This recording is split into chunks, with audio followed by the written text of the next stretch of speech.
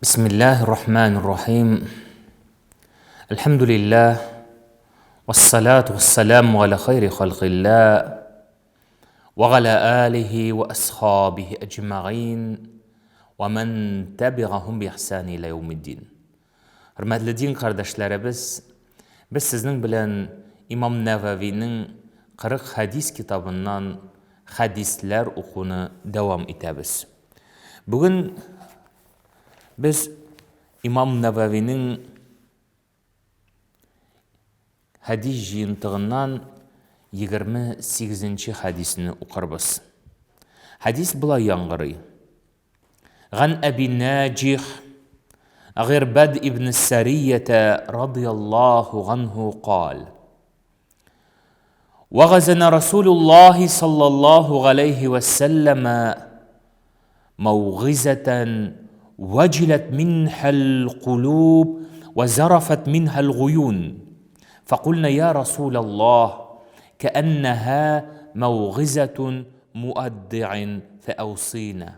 قال: أوصيكم بالتقوى الله عز وجل والسمع والطاعة وإن تأمر عليكم عبد، فإنه من يغش منكم فسيرى اختلافا كثيرا، فعليكم بسنتي وسنة الخلفاء الراشدين المهديين عضوا عليه بالنواجس، وإياكم محدثات الأمور، فإن كل بدعة ضلالة. Ravahu Abu Davud ve Tirmizi.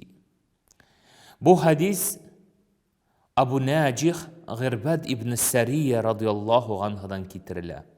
Peygamberimiz sallallahu aleyhi ve sellem diyor, bizge şunday vaaz söyledi. Ol vaazdan bizning yüreklerimiz kısılıp geldi. Hem de gözlerimizden yaşlar ağıp düştü. Hem biz ayttık ya Resulallah, bu senin sabullaşu vaazına ışağın. Sen bizge vasiyetini et indi, kengişlerini bir indi dedik. Şunda Peygamberimiz sallallahu aleyhi ve sellem aytdı, min sizge taqvalı bulurga vasiyet kılamın. Taqvalı bulurga hem özünüzün arağızdan sayılap koygan emirlerge buysunurga, hatta sizning üstügüzden bir kıl idare etse de ana buysunuguz. Eğer birerigiz uzağırak yaşasa, siz bir köp türlü ihtilaflar, karşılıklar görürsüz. Şunun için men sizge özümnün sünnetimni hem doğru halifelerimnin sünnetin kaldırdım. Ana nıklap yapışığız. Hem türlü üstemelerden saklanığız deyip haber etti. Bu hadis Abu Davud'un hem Tirmizi'nin jiyintiqlarında getirile. Bu hadis bik ehemmiyetli, bik mühim hadis. Çünkü o Peygamberimiz sallallahu aleyhi ve sellem'nin vasiyetin bizge jitkire. Bütün Müslümanlarga, ondan soň kileşek bunlarga Peygamberimiz sallallahu aleyhi ve sellem bu vasiyetini aytip kaldırdı. En birinci Peygamberimiz sallallahu aleyhi ve sellem'nin vasiyetine köşkençi vaaz turunda söylep ötük. Çünkü hadiste Girbad ibn Sariye ayta, Peygamberimiz sallallahu aleyhi ve sellem bizge şunday vaaz söyledi dedi. Yani vaazının sıfatı hakkında aytasımız kele. En birinci, eğer bizning vaazimiz oңышlı, yani tınlauşıga barıp jituun tilesek, en birinci biz şunday vaaz söylerge tiyişpiz. Yani dürüst tematikini dürüst ettirip saylaw kerek. Çünkü dürüst saylangan temalı vaaz ol hocasına barıp jite. Eğer sen jir işkertuşiler yanına barasın eken vaaz söylerge, alarga jir bilen яки шушы аны işkertu turunda vaaz söylesen dürüst temаны saylagan işrakta alar seni anlaylar hem de indi senin sözlerinin haklılıkların düşünüp alarның şuшы İslam dinine karata bulgan fikirleri başkaşa bulacak. Һәм шул ук медиклар янына барасың икән медицина күзлегеннән, укытучылар янына барасың икән укытучылар күзлегеннән чыгып сөйләргә тиешсең. Дөрес, иң вагаз уңышлы булсын өчен иң беренче теманы дөрес сайлау кирәк. Чөнки Аллаһ Субханаһу ва Тәгалә Коръәни Кәримдә Нахл сүрәсенең 125 аятында әйтте: "Удгу иля сабили раббика бил хикма ва маугизатил хасана." Раббың юлына кешеләрне өндә шакыр, хикмәт белән һәм матур маугиза белән диде. Шуның өчен хикмәтле булсак, дөрес темаларны сайласак, иншаллаһ тәала вагазларыбыз да уңышлы булыр. Инде кызганычка каршы күрәбез шушындый хәлләрне кай вакытта әйтик, мәсәлән, кешеләр никахка баралар, никахта вагаз темасы итеп мәйет күмү турында сөйли башлыйлар. Ул урынсыз әлбәттә. Мәйет җирдәгәндә башка төрле тема турында әйтик, мәсәлән, туй турында сөйләү, ул тоже урынсыз булган кебек. Менә бу мәсьәләләргә игътибарлы булсак иде. Һәм икенчесе, вагазыбыз уңышлы булсын өчен ул матур сөйләү, ягъни дөрес сөйләм телендә, әдәби телдә матур иттереп кешеләргә сүзеңне әйтә белү. Аллаһ Субханаһу ва Тәгалә Ниса сүрәсенең 63 аятында әйтә: "Вагизһум ва кул лахум фи анфусихим каулан балига." Ягъни алар кешеләрне вагазлады. Кешеләрне вагазла матур сүз белән, аңлаешлы сүз белән, ягъни кешеләргә синең сүзең аңлаешлы булсын диде. Һәм өченче пункт ул да булса, безнең вагазыбыз уңышлы булсын өчен вагазны озын сөйләмәү, ягъни кешене ялкытмау, ягъни кеше билгеле булганча сөйләүчене 15-20 минут тыңлый ала, артык тыңлый алмый. Шушы дәврдә син фикереңне туплап, кешеләргә җиткерә белергә тиешсең. Бер үк сүзне 10 тапкыр кабатлау түгел. Һәм инде әлбәттә монда без беләбез, ягъни озын сүз кешене арыта. Шул сәбәпле һәр вакытта да, ягъни фикерне туплап, кешегә сүзебезне җиткерә белергә кирәк. Пәйгамбәрбез саллаллаһу алейхи ва саллям хакында хадистә китерелә: كنت أصلي مع النبي صلى الله عليه وسلم فكانت صلاته قصدا وخطبته قصدا ديب. يعني Jabir ibn Samir aytuv boyunca men Peygamberimiz sallallahu aleyhi ve sellem bilen namaz okuğanda şuna ihtibar verdim. Peygamber sallallahu aleyhi ve sellem'nin vagazı da kıska anlayışlıydı, hem namazı da kıska kişini arıtmıtırgan idi de. Hem sonrası ol dörtінші, ol da bulsa dürüs vakitini, dürüs urununu saylav. Eğer vagazımız tınlauşıға barıp жетсін desek, biz en birinci урынлы мы бу?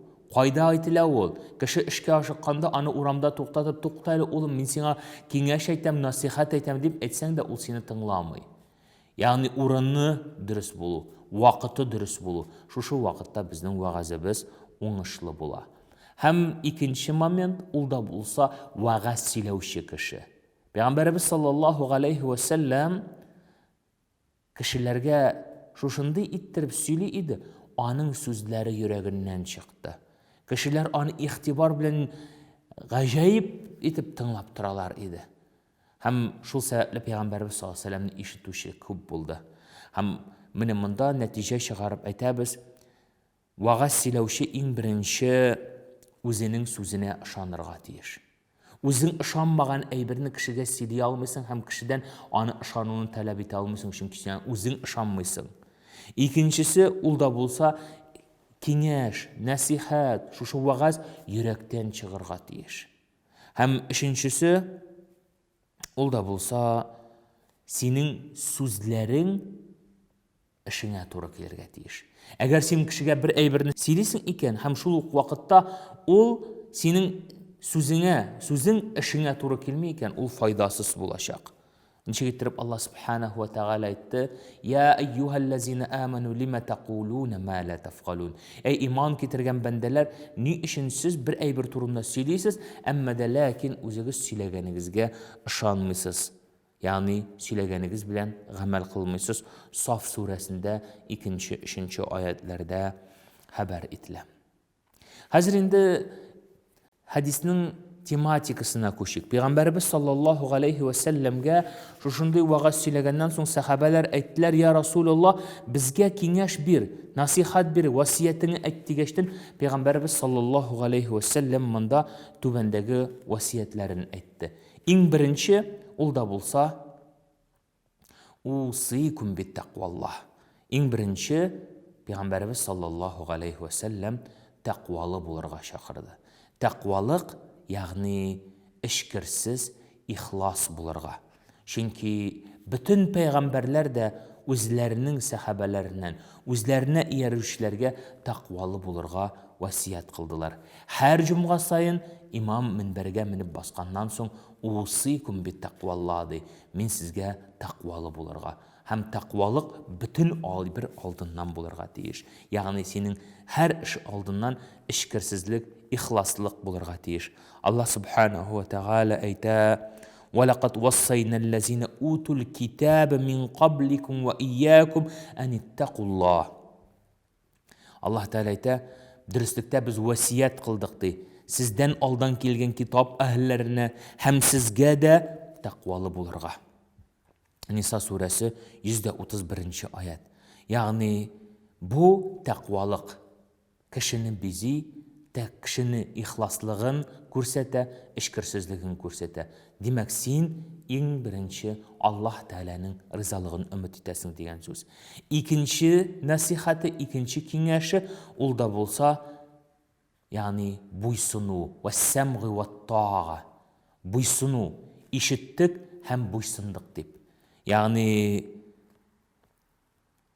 мөселман кешесе буйсына белергә тиеш. Ул үзләре арасыннан сайлап куйган әмирләргә буйсыну дисеңме? Ул да булса гаиләдә буйсыну дисеңме? Яки хөкүмәт җирлекләрендә буйсыну дисеңме? Ул булырга тиеш. Һәрбер мөселманда, һәрбер кешедә. Аллаһ Тәгалә Ниса сүрәсенең 59 аятында әйтә: "Атыйгуллаха ва атыйгур расуля ва улил амри минкум" ди. Ягъни Аллаһка итагать итегез, буйсыныгыз.